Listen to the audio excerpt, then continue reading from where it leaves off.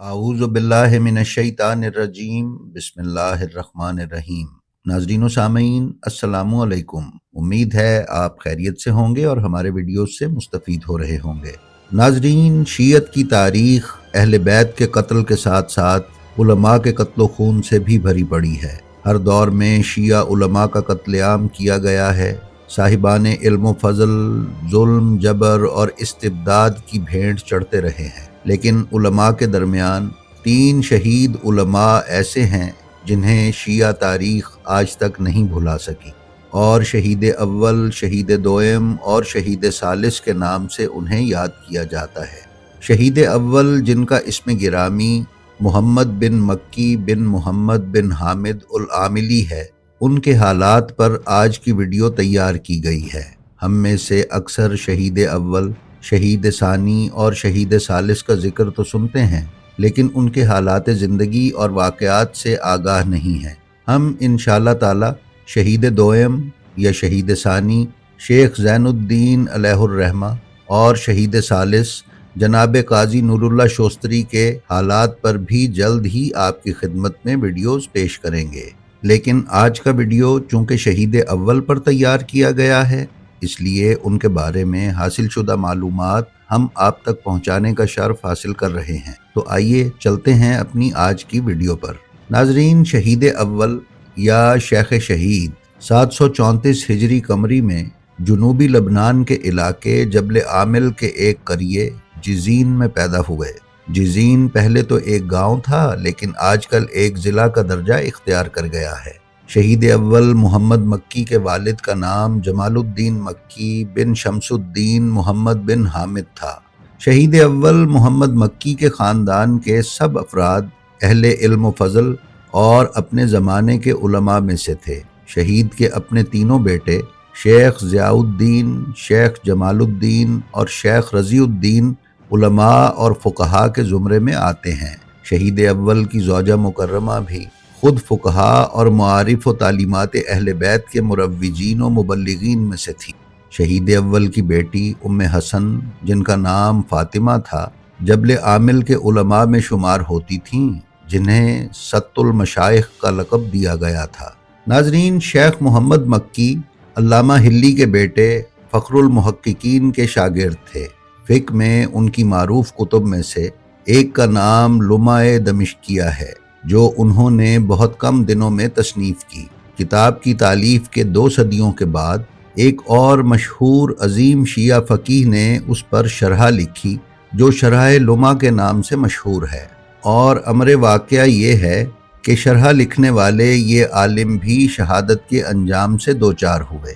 یہ قاضی نور اللہ شوستری تھے، جو شہید ثالث کے لقب سے پہچانے جاتے ہیں۔ شہید اول کی فقہ پر لکھی گئی کتابیں علماء کے درمیان ایک علمی ستون کا درجہ رکھتی ہیں اور نہایت قدر کی نگاہ سے دیکھی جاتی ہیں۔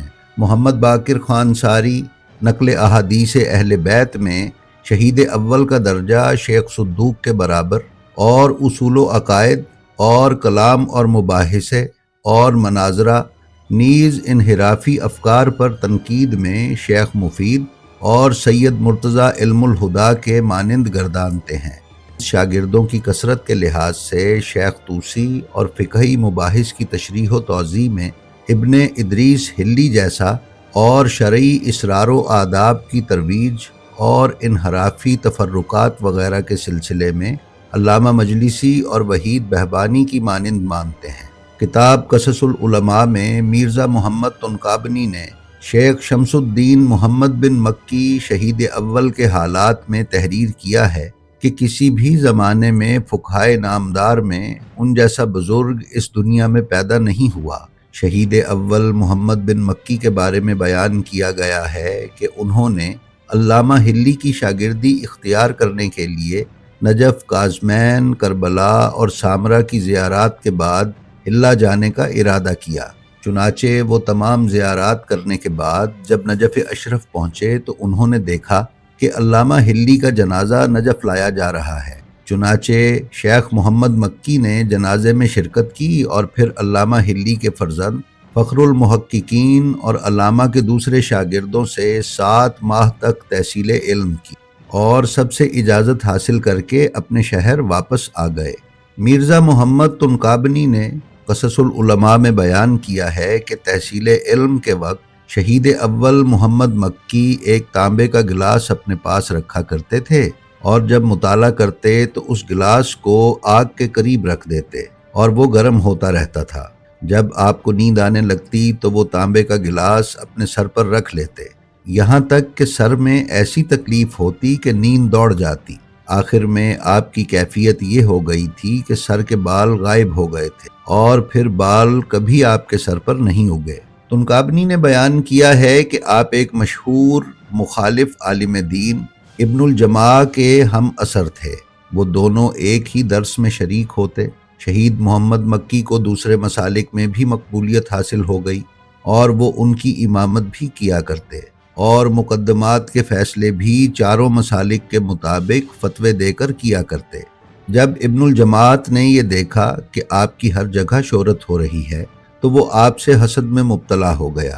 اسی دوران وہ دمشق کی عدالت کا متولی بن گیا۔ جب اس نے یہ دیکھا کہ اختیار اور اقتدار حاصل کر کے بھی وہ شہید محمد مکی کا کچھ نہیں بگاڑ سکا تو وہ شام کے گورنر کے پاس گیا اور محمد مکی پر رافضی اور شیعہ ہونے کا الزام لگا دیا۔ گورنر نے شہید کو حاضر ہونے کا حکم دیا اور کہا کہ ان کا ایک پیر ایک اونٹ سے اور دوسرا دوسرے اونٹ سے باندھ کر دونوں اونٹوں کو مخالف سمت میں دوڑایا جائے۔ قاضی نور اللہ شوستری نے اپنی کتاب مجالس المومنین میں بیان کیا ہے کہ ابن الجماعت نے والی شام، جس کا نام بیدمر تھا، سے شیخ محمد مکی کے قتل کا فرمان حاصل کر لیا۔ جس دن شیخ کو قتل کیا جا رہا تھا تو ابن جماعت وہاں موجود تھا۔ جب جلاد ان کے قتل کے لیے تیار ہو گیا تو یہ ابن جماعت شیخ کے ساتھ اپنے درس میں شرکت کو یاد کر کے رونے لگا۔ جب شیخ نے اسے روتے دیکھا تو اس کی طرف متوجہ ہوئے اور فرمایا کہ تیری ماں نے تیرا نام ابن جماعت رکھ کر کوئی غلطی نہیں کی۔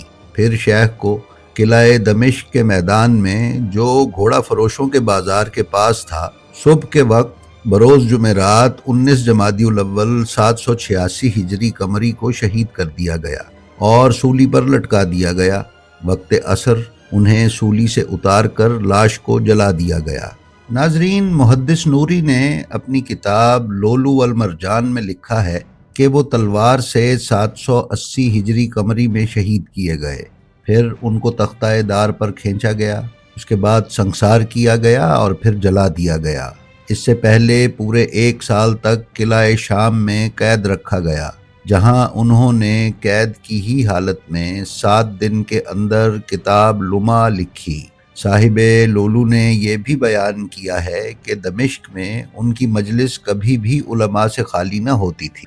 انہوں نے شیخ محمد بن مکی کا ہی قول اپنی کتاب لمع کے بارے میں تحریر کیا ہے، جو یہ ہے کہ وہ فرماتے ہیں کہ جب میں نے یہ کتاب لکھنی شروع کی تو میں اس بات سے خوفزدہ تھا کہ علماء عامہ میں سے کوئی آ نہ جائے کہ اس کتاب کو دیکھ لے، لیکن اتفاقاً شروع سے آخر تک جب تک میں نے یہ کتاب لکھی ان میں سے کوئی بھی میرے پاس نہ آیا، اور یہ پروردگار کی پوشیدہ مہربانیوں میں سے ایک مہربانی ہے۔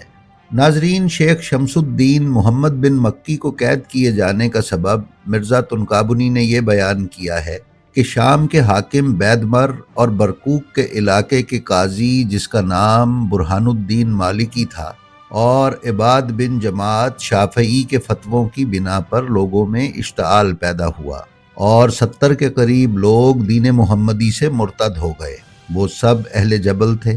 انہوں نے شمس الدین شیخ محمد بن مکی شہید اول کے خلاف جھوٹی گواہیاں دیں کہ شیخ محمد بن مکی کے عقائد مسخ شدہ ہیں۔ پھر شیخ محمد بن مکی کے خلاف ایک تحریر لکھ کر ان 70 افراد کے دستخط اس پر لیے گئے اور والی شام بیدمر کو وہ تحریر پیش کی گئی۔ شیخ محمد بن مکی کو گرفتار کر کے بیدمر کے سامنے پیش کیا گیا۔ وہ تحریر شیخ کو پڑھ کر سنائی گئی۔ شہید اول نے اسے ماننے سے انکار کر دیا اور فرمایا کہ میں ان سب باتوں کا قائل نہیں ہوں، لیکن ان کا انکار قبول نہ کیا گیا۔ اس پر ابن جماعت نے یہ فرمان سنایا کہ میرے شافعی مسلک کے مطابق تجھے پہلے قید کیا جائے گا، پھر تجھے توبہ کا موقع دیا جائے گا۔ اگر تو نے توبہ کر لی تو تجھے مسلمان مان لیا جائے گا۔ شہید اول نے کہا کہ میں نے ایسا کوئی کام یا جرم یا عقیدہ اختیار نہیں کیا جس پر مجھے معافی مانگنی پڑے یا توبہ کرنی پڑے۔ اس پر اس منافق نے پہلے وضو کیا اور پھر 2 رکعت نماز پڑھی، اور اس کے بعد اس نے شیخ محمد بن مکی کے قتل کا حکم دے دیا۔ پھر ان کو مقتولوں کا لباس پہنایا گیا اور شمشیر کے وار سے قتل کر دیا گیا۔ پھر اس فقیہ اہل بیت کے بدن کو دار پر لٹکایا گیا، اور چند گھنٹے کے بعد بدن اطہر کو دار سے اتارا گیا اور جلا دیا گیا۔ جن جن لوگوں نے ان کی لاش کو جلایا ان میں ایک شخص محمد ترمذی بھی تھا، لیکن وہ اہل علم میں سے نہیں بلکہ ایک فاسق و فاجر تاجر آدمی تھا۔ ناظرین، شیخ محمد بن مکی کے شاگرد لاتعداد ہیں۔ ہم نے ویڈیو میں پہلے ہی یہ بیان کیا ہے کہ شیخ کے گھر کا ہر فرد عالم ربانی تھا، حتیٰ کہ شیخ کی بیٹیاں بھی اپنے وقت کی مشہور عالمہ و فاضلہ خواتین شمار کی جاتی تھیں۔ ناظرین، یہ تھی ہماری آج کی ویڈیو۔ ہمیں امید ہے یہ آپ کو پسند آئی ہوگی۔ اگر آپ ہمارے چینل بلینڈ آف ہسٹری پر نئے ہیں تو ہم آپ سے گزارش کرتے ہیں کہ اسے سبسکرائب کر لیں اور اس کے بیل آئیکن پر کلک کر کے آل نوٹیفیکیشنز کی سیٹنگ کا انتخاب کر لیں تاکہ آپ ہمارے کسی ویڈیو سے محروم نہ رہ سکیں۔ اس کے ساتھ ہی ساتھ ہمارا جو ویڈیو آپ کو پسند آئے اس کا لنک اپنے حلقہ احباب میں شیئر کرنا نہ بھولیں تاکہ علوم آل محمد کی ترویج و اشاعت میں آپ کی حصہ داری برقرار رہے۔ ہم آپ سے یہ بھی درخواست کرتے ہیں کہ آپ اپنا اور اپنے متعلقین کا بے حد خیال رکھیں اور خلق خدا میں آسانیاں تقسیم کرتے رہیں۔ خدا آپ کا حامی و ناصر ہو۔ السلام علیکم۔